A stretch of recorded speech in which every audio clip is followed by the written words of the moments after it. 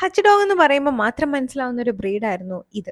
എനിക്ക് മാത്രമല്ല കുറേ പേർക്ക് അങ്ങനെ ആയിരിക്കും. കാരണം നമ്മുടെ ആദ്യമായിട്ട് ഈ ഒരു ഡോഗിനെ കാണുന്നത് നമ്മുടെ പ്രകാശ് വർമ്മ സാറിൻ്റെ UNI എന്ന് പറയുന്ന ഹച്ചിൻ്റെ പരസ്യത്തിലായിരിക്കും. എന്തായാലും കേരളത്തിലെ എല്ലാവരും ഈ ഒരു ബ്രീഡിനെ കാണുന്നത്.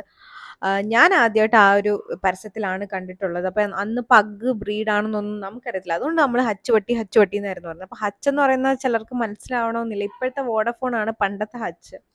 അപ്പോൾ ഇത് നമ്മുടെ ബ്രൗണിയാണ്.